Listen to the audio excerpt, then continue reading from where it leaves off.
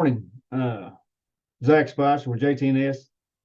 I am stepping in and filling in for the my mentor Bill there.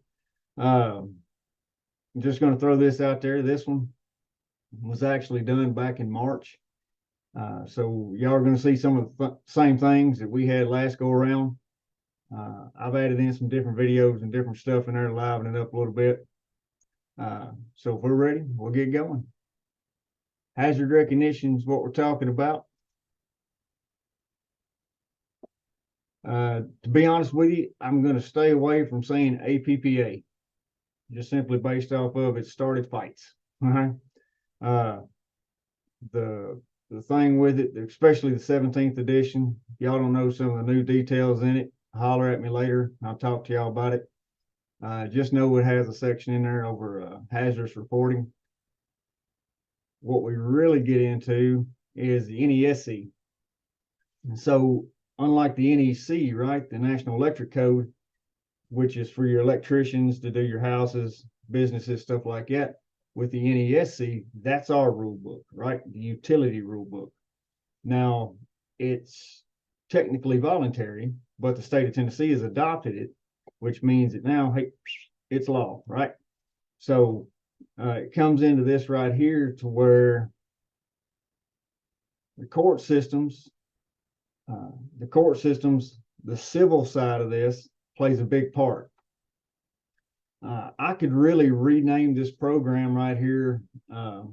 Let's see, being professional wise, we'll call it CYB, right? Cover your behind. I could really rename it that, because what we're looking at is, of course, we're in a safety meeting talking about keeping us safe as employees, but, you know, keeping the public safe from this stuff. So we have been charged to use the highest degree of care to provide protection to the public out there from this dangerous energy source that we know about. Now, this hazard recognition program, what we're doing is IDing. Once we ID it, we get it put in for repair, replace, whatever you need to do. Of course, document it when that happens. That way, litigation purposes, that saves us a whole lot of headache, right? This isn't just for the operations guys and gals, right? This isn't just for the line side or just for the fiber side. Technically, if you fall under that umbrella having your paycheck signed by Tri-City, then you fall under that umbrella of, guess what? You now know about this dangerous energy source, and you are expected to let the public know how dangerous it is if you see anything sketchy out there.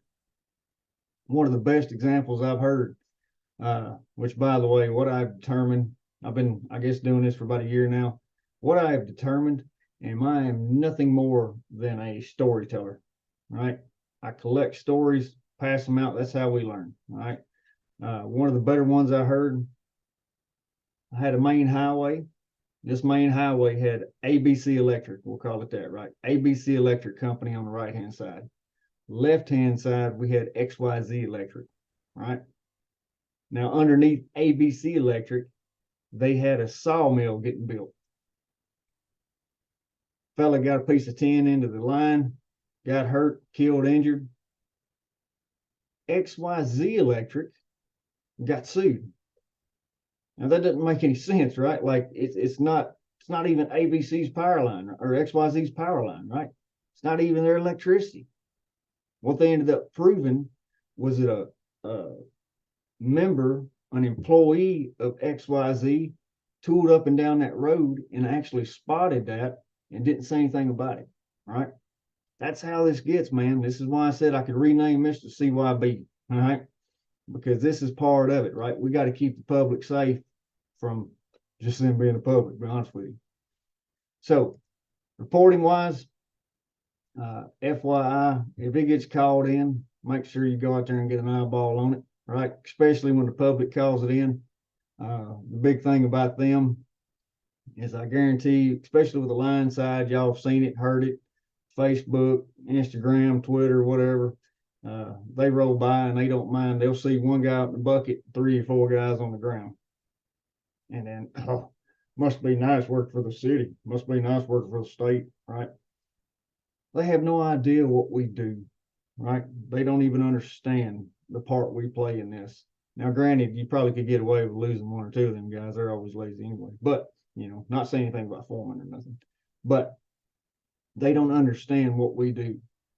And if they call you up 10 o'clock at night and say, hey, I got a line down. Okay. Most time I'm laying there in bed. You got power? Yep. Oh, okay. Grass on fire? Nope. Okay. Probably a telephone drop, right? But I don't need to lay my head back down and go back to bed. You need to roll up out there, check to make sure to see if it is a telephone drop, cable drop, something like that, right? Because it's at 99 out of 100 times, it's probably nothing big. But if it's been reported by the public, you need to get out there and get an eyeball on it. Because once they hit on social media, start trolling you, I'm telling you, perception is everything when it comes to this stuff, right? So with this hazard recognition program, you don't have one of these things. Things like the increased maintenance cost, system downtime. There's that poor PR I was just talking about. And then, like I said, the crux of it right here, right? Expensive insurance claims and lawsuits. That's what we're really talking about, all right? Why is documentation so important? Well, obviously, I guarantee I'm sitting here in front of a computer. I ain't met half of y'all, don't even know where the other half is, right? But I can tell you this, y'all are probably sitting around and there's some kind of roster getting sent around, you're signing this thing, right? Because if you ain't signed something, if it ain't documented, it didn't happen, right? That's why we need to do this. A, it provides an easy way of tracking this stuff to make sure we've identified it. B, it makes sure that when we identify it, we can put it for maintenance. C, we get it for maintenance, that means we can get it corrected, right? That's just how this works. And then last but not least, like I said, that whole thing about litigation, man. This is what it's about, standing in front of a judge and jury, 12 of your peers, and making them understand that, look, I've done my job. Because really and honestly, this is how you have to look at this.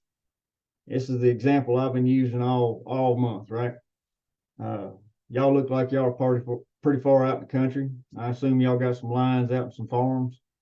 Y'all have guaranteed somebody's rolled by and saw a broken guy wire, right? Been wrapped around a pole, probably stapled a pole. It's going to be fixed next time we get a chance, right? It's been like that 2 years.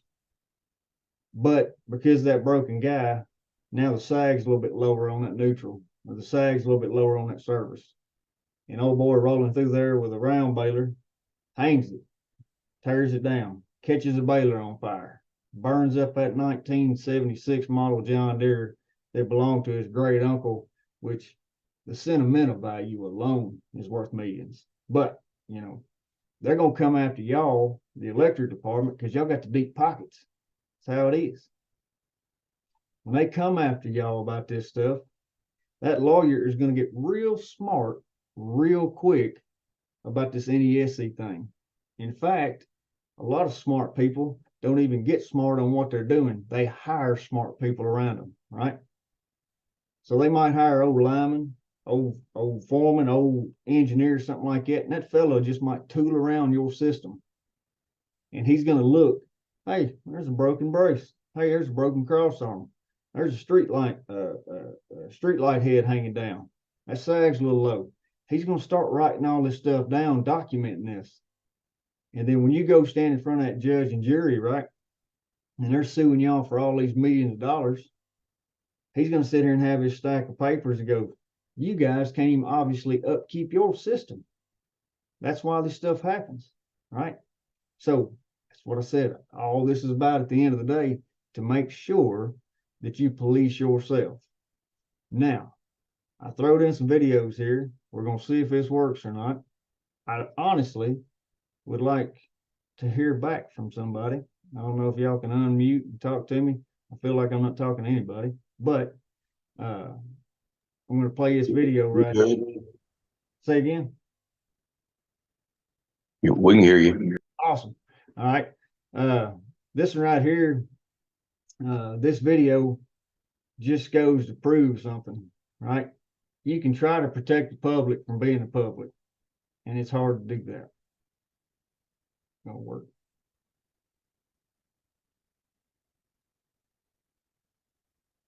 Normally I get a good ooh out of the crowd when that happens, right?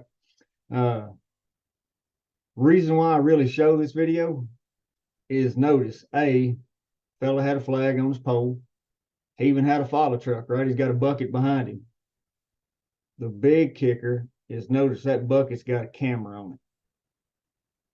That right there. Y'all ever had one of them moments where you feel like your dad, where you said something to your youngins, you be like, man, I sound just like my daddy. I had one of them moments the other day where I said something, I go, I feel just like Bill. And I've not slept well ever since, to be honest with you. But what I said is, it's coming, boys. It's coming. 1,000% the case, man. I can tell you, CEMC, from the manager's truck all the way down, every bucket, digger, service truck they got's got cameras now. Simply because that Federated Insurance, that insurance company, they're going to have a heck of a discount or a heck of a kickback if you got these cameras in there, right? It's a whole lot easier to prove something went wrong when you got that camera. One of the best examples, they had a guy cut across in front of a digger. Guy did everything he could to avoid it, and in fact, flipped the digger over, right? Laid it down on its side to avoid this wreck. 2 eyewitnesses there swore up and down that it was the other way around. It was a CMC guy fault. The only thing that saved their bacon was there's a camera at that gas station or a dollar store right over there that caught the whole thing completely 180 degrees from what them 2 eyewitnesses saw. That's what saved their bacon, right? So this stuff's coming. I'm just going to tell you right now. In the AI that these cameras, this program has, is unbelievably crazy. What it can spot, it can read stop signs.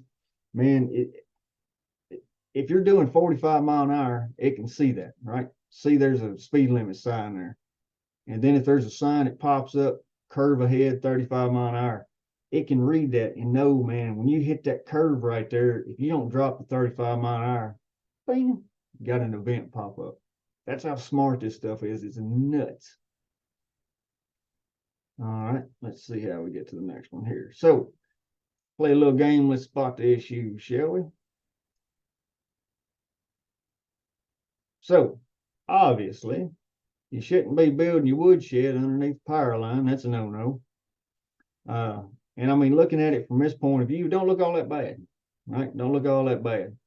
The only issue is here is, at some point in time, somebody was climbing on top of that thing, putting that 10 on, putting that 20-foot long piece of ridge cap on, and I guarantee they got awful close. They might even have got as close as something like this.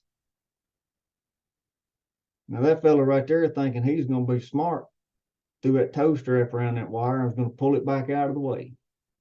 It did not end well for said individual, right? Like I said, with technology, man, it'll bite you in the butt. Because if you can look on that picture, look on the backside of it over there. There's a main road right there. And if maybe you live down that road. Maybe you don't even live down that road. Maybe you hunt a farm down that road, right? And just say, not saying it happens here, but just say maybe at lunchtime, you eat you a sandwich, you might stop, get you a bag of corn from somewhere and go feed the squirrels, right? That's what we're doing, feeding this wildlife and the squirrels, definitely not baiting deer or anything. We're feeding the squirrels. And so you ride by there at lunchtime in a Tri-County truck, right? Or Tri-City truck, right? If something happened to that fella, they're going to start pulling GPS data. And if you think GPS data is only on vehicles, dude, you towed the GPS tracker around with you all the time. That's a cell phone. And that lawyer can subpoena that kind of stuff, prove that you drove by there. Now, of course, I guarantee you somebody sitting in the back muttering right now, they can't prove that I saw it. Yeah, you're right. They can't. But I'm telling you, you got to put that legalese hat on, man. You got to think like a lawyer thinks here. He's going to sit there and go, you're going to have a response. Look, I'm at 10 at 2, right? Hands at 10 and 2. I'm driving, man. Head forward. I'm focused. He's going to go, okay, cool. Well, I mean, that driveway at the end of the road right there, you had to look over to observe to see if anybody was coming out of that drive, right? Yeah. Well, that's in that same direction. There might even be a sign back there, a speed limit sign. So you had to glance over that way. You're telling me that in the line of sight, that's over behind that speed limit sign. You didn't see it then? You know what I'm saying? So, I mean, it's between you and the good Lord whether or not you're going to get up on a stand and, put your hand on the Bible and not tell the truth kind of thing. That's between you and him. But more than likely, they're going to find you and put you in a corner to where you admit that you saw that and you didn't say nothing about it. Or we have things like this. Oversized loads coming through. I don't know how loud this is going to be, just warning you.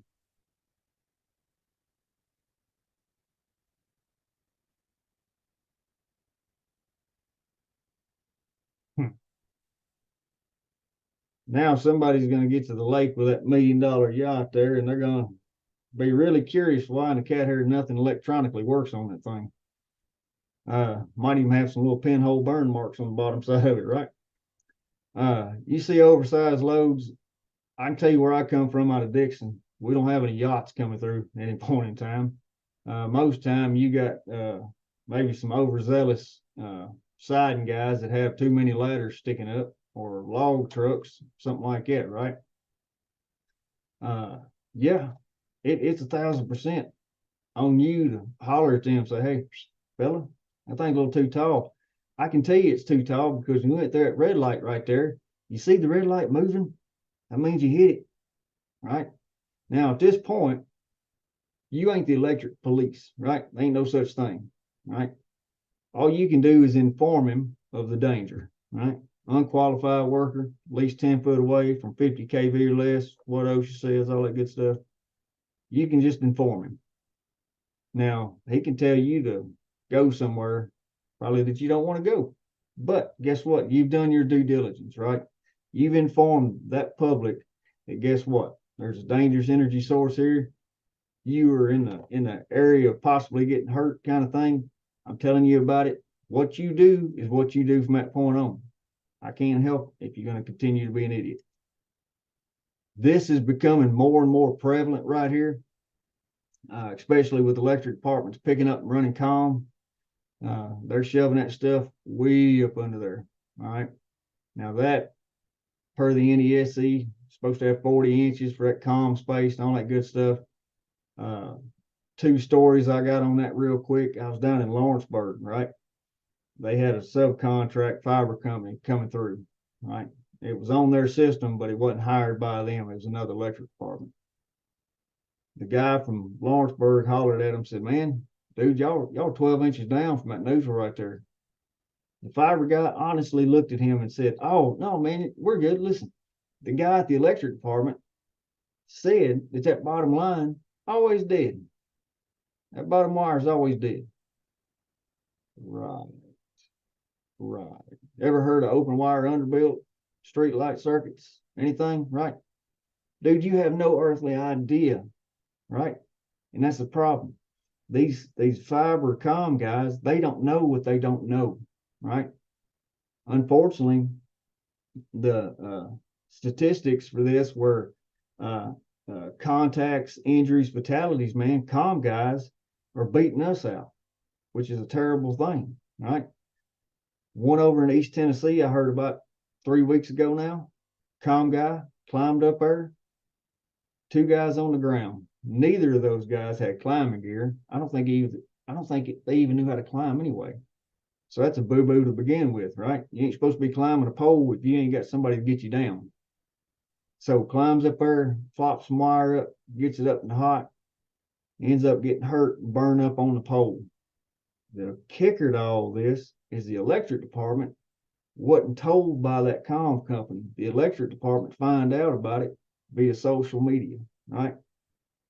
They sent a service truck out there, found the guy hanging up there. So I mean, that's devastating, right? That's devastating.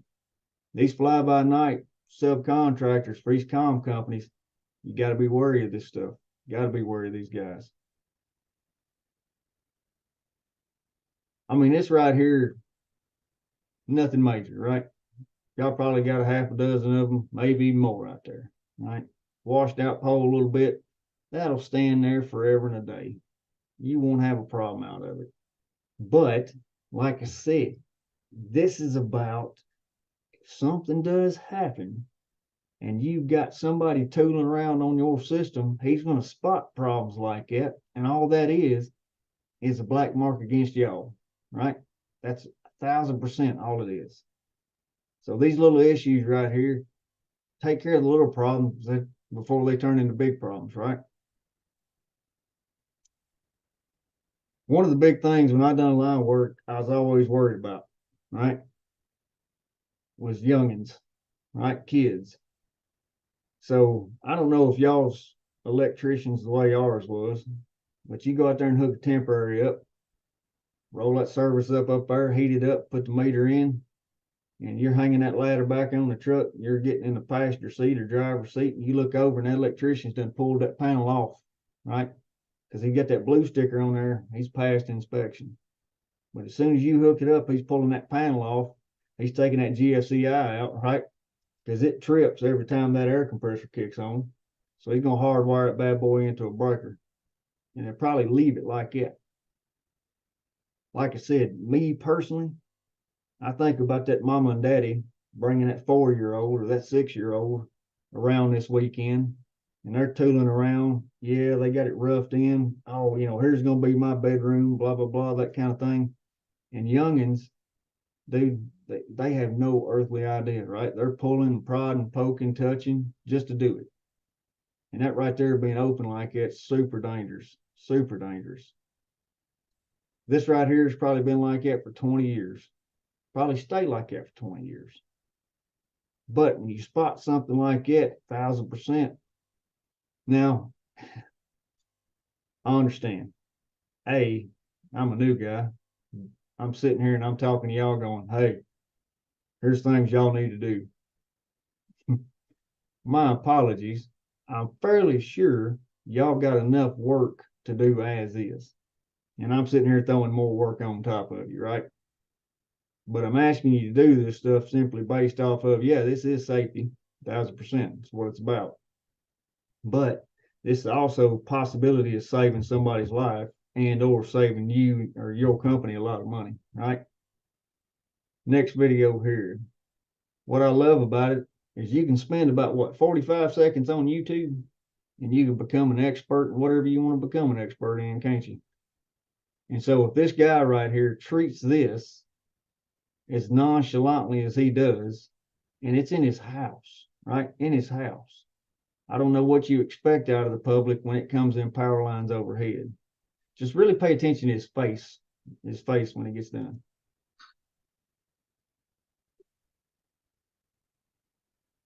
Wait for it. Good, dude. What did you expect was going to happen? Really, honestly, I'm curious to know, man. You're in a basement, looks like, with lights on. You got power. What did you think was going to happen, man? Just like going back to that other picture where that fella threw that nylon strap around both them, that phase and that neutral, right? What did you think was going to happen? Hence the whole reason why we got to keep the public safe from this. They have no earthly idea what's going to happen. And then people doing stuff like it lead to problems like this.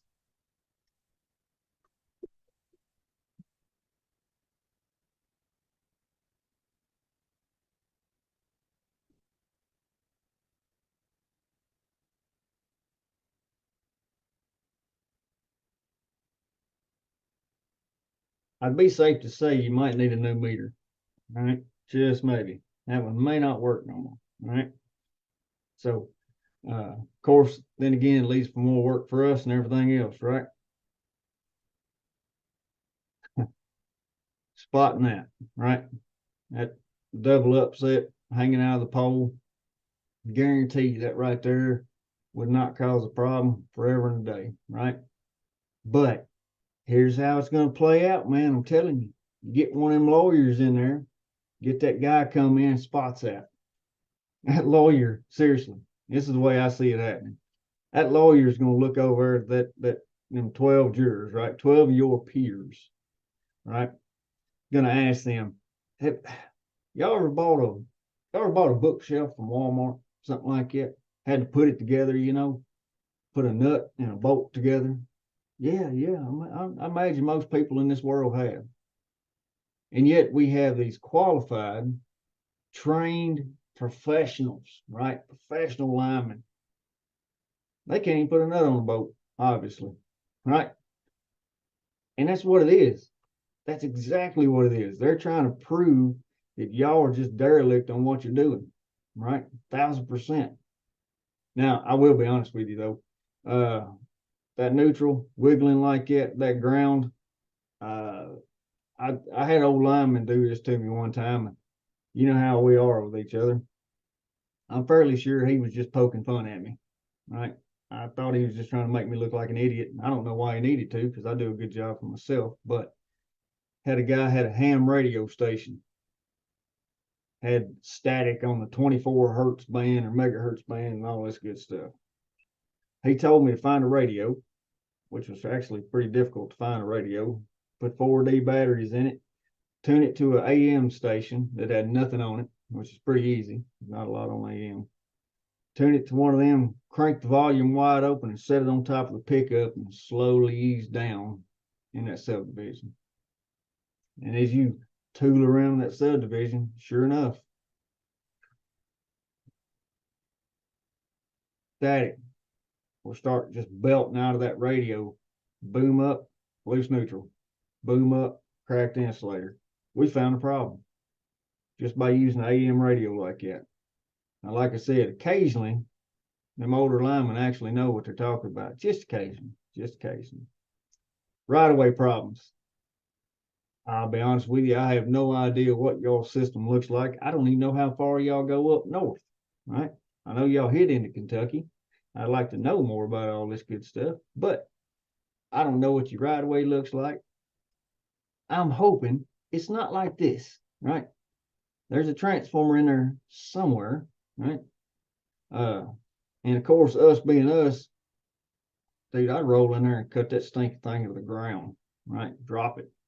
But you know as well as I do, that tree, that tree was planted by my, great sisters or great aunts, sisters, cats, niece, nephews, brother-in-law, right? 45 years ago, and definitely can't cut the tree down. So we trimmed 6 inches of it off, and then we trimmed 6 inches next year, and then next year, right? Just a non-ending cycle here. But when you have issues like this, that it's growed up so bad that when people are clearing property, they may not even recognize that there's a pole there. That ends up problems like this right here. I will say this one is a little bit long. This one is a little bit loud. That ain't too bad.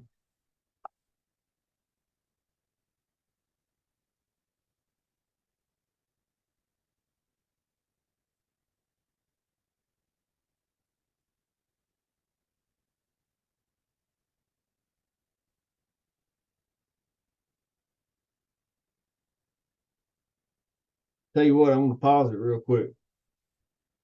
Couple things, right? Hey, if I got any sub guys in here, relaying like a champ, right? But here's something I didn't know until I got in the sub department. Something I never thought about. So y'all here at the electric department, you realize that y'all are just middlemen, right? That's all you are. We don't make the electricity. That's TVA's job.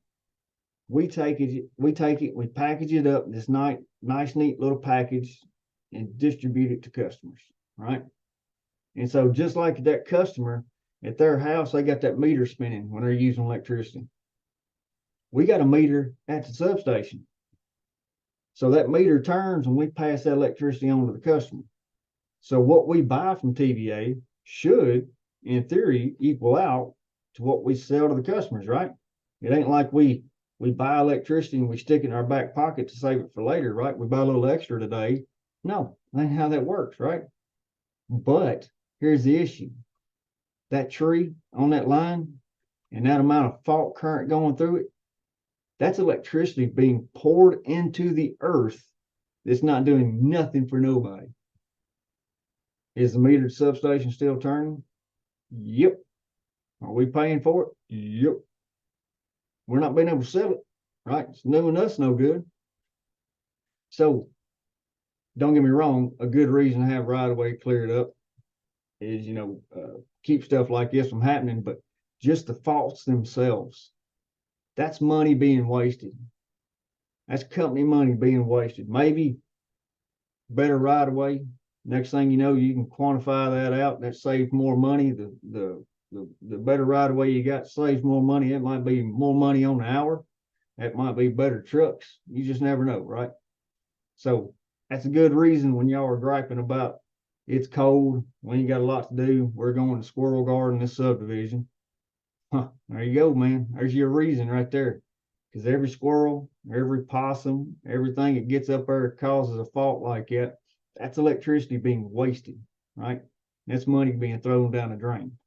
We'll finish this up real quick.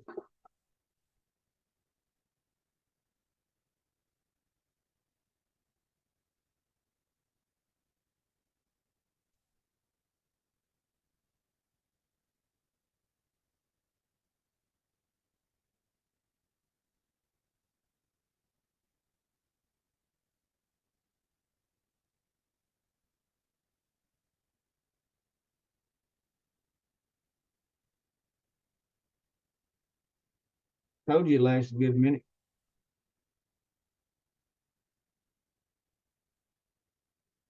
I mean, like I said, sub guys, relaying, right? Yeah. Uh, Also, you might be able to spot tracks and Moshin right here, right? Did he cause that? Probably, probably. He's probably the one that did it. Now, now this one is a little bit of a stretch. I ain't gonna lie to you about it. This one's a little bit of a stretch because there's a video after this one that I put in because it makes me laugh. All right. And I'm gonna tell you right now, after I have to do this same presentation 20 to 30 times a month, I find things that I enjoy and put in here, right? So I had to be able to tie this video in with what I'm talking about. So it's a little bit of a stretch. So hang with me. All right, hang with me. Here's what I'm thinking. A, truth of the matter, you got vines all over that pole. Can you see if that pole's rotten, broke, cracked? Nope. Right. There's a problem to begin with. Right. That's a legitimate issue. Not to mention that, that stuff can hide critters, snakes and squirrels and everything else get up there, cause problems. Here's where I'm going with this.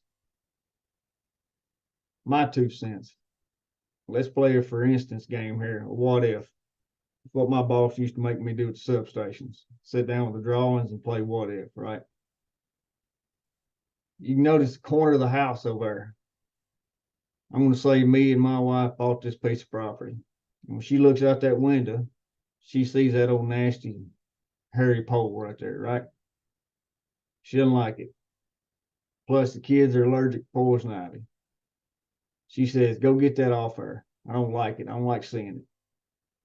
So I tell her I wear the pants in the family. Granted, it's the one she picks out and she tells me to put on, but I go out there and I start ripping that stuff off the pole. Not only does it hide critters, it can hide things like hornet's nests, right? And so you proceed to pull it down on top of your head. Now, I know this is not a pole, this is a tree, but I'm just going to tie this in like this.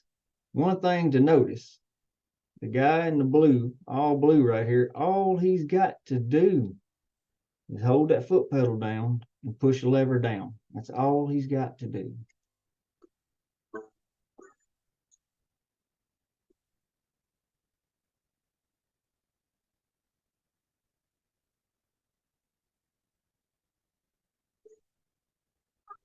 You done made somebody mad now.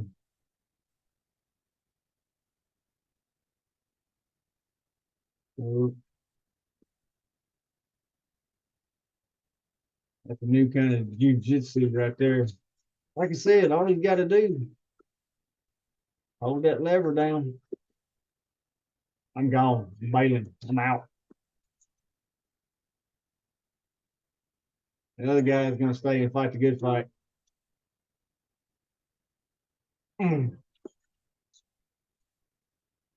got help, reinforcements. I'm gone. Gone.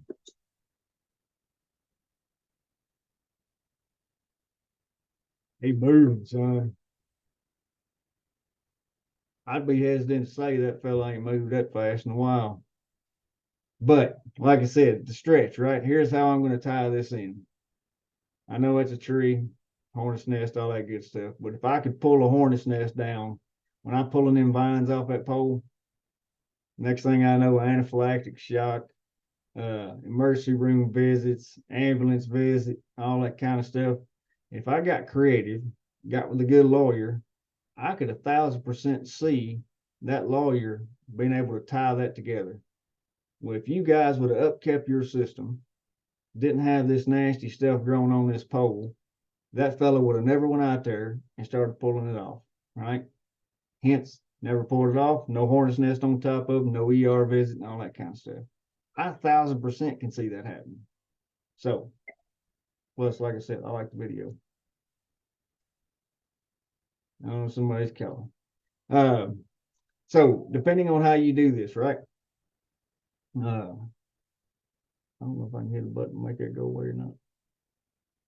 Anyway, uh, depending on how you do this, y'all could do it whatever company policy you got. You call it priority A, B, and C, or bad, double bad, or whatever you do. The way we're putting it out here is like this, right? A priority one, that's something immediate, right? Something that needs to be taken care of that day, 24 hours, right? So immediate danger to the public, the employees, repaired within 24 hours, guard with a qualified employee. We highlighted that there. Another utility had sent some guys up on a storm breakup in Kentucky.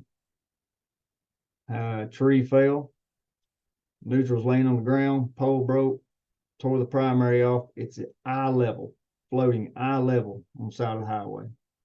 Bird dog for this Kentucky company, foreman behind him. They roll up. Bird dog says, "Oh yeah, we passed the breaker back there. It's dead. It's out." So him and that foreman duck underneath that primary, walk over to where the pole is, 40 class 4, blah, blah, blah, duck back under it. Here comes the bucket crew. They come in from another direction. They said, "I know we're not from up here, but I can tell you that's feeding from that way, and that breaker's up." They take their little personal voltage detector just to get an idea, right? Hold that hard hat towards that thing and starts going bananas. That bird dog and that foreman were ducking underneath and barely missing 14-4 wire on the side of the road, right? Had no idea.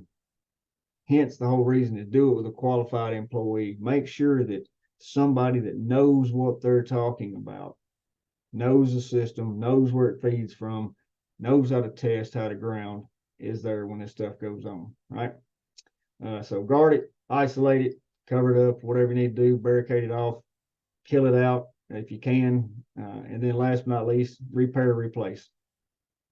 This situation right here is more than likely storm work, car wreck, something like that, right?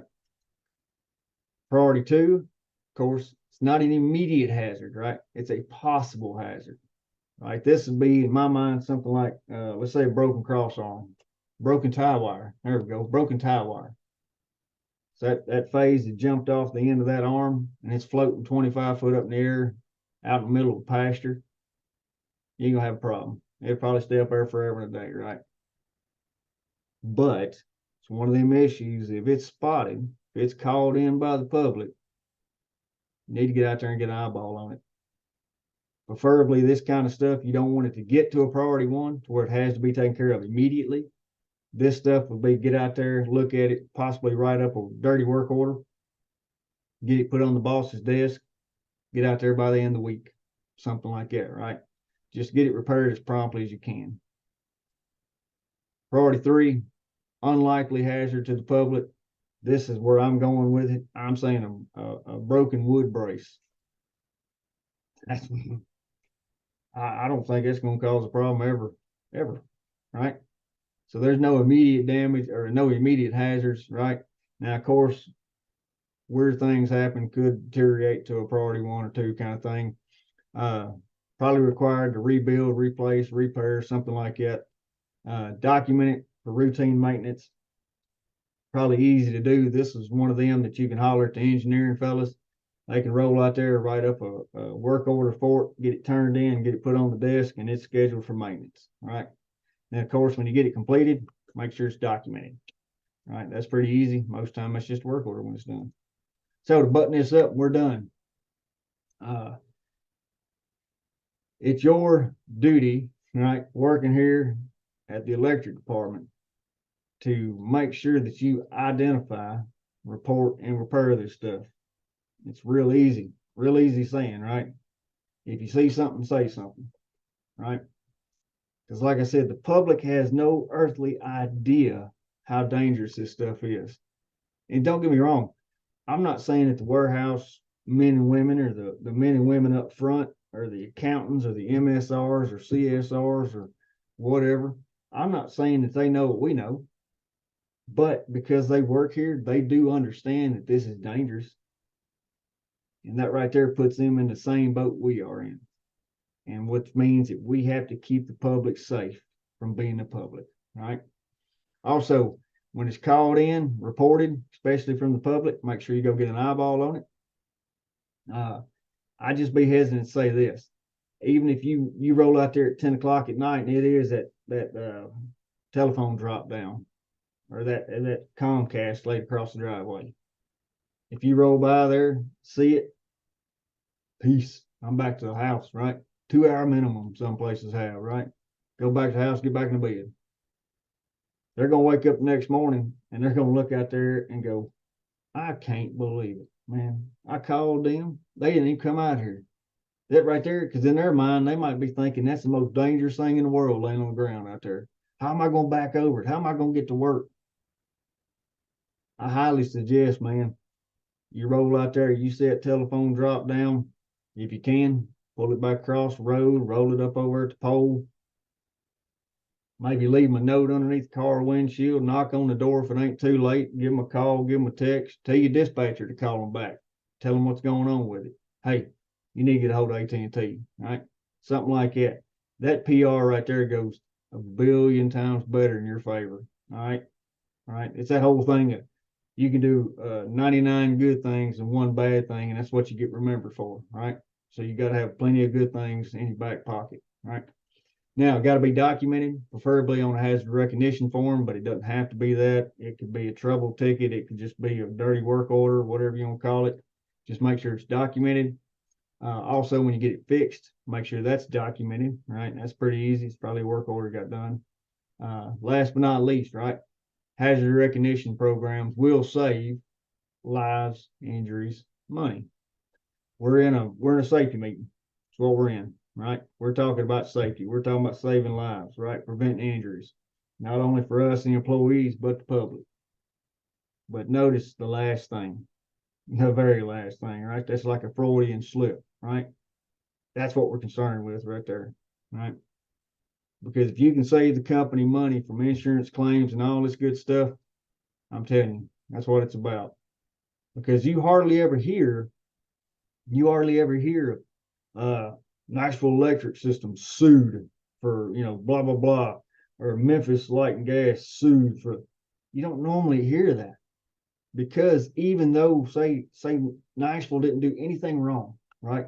And they had somebody come after them, just them having their name on Channel 5 or Channel 4 or in the Tennessean, just them having their name associated with something bad, that's enough bad PR right there. They don't even want to deal with it. So a lot of times, even when people, the public's completely in the wrong and they're the one that had caused the problem, a lot of times it's settled out of court, right? settled out of court. Here's a little bit of money. Here's a non-disclosure agreement. Don't talk about this. Don't say we did anything wrong. Sign it and go away. Right. So that's another big reason, man. We need to do everything right as far as we can. Right. Try to keep your system up, keep it maintained.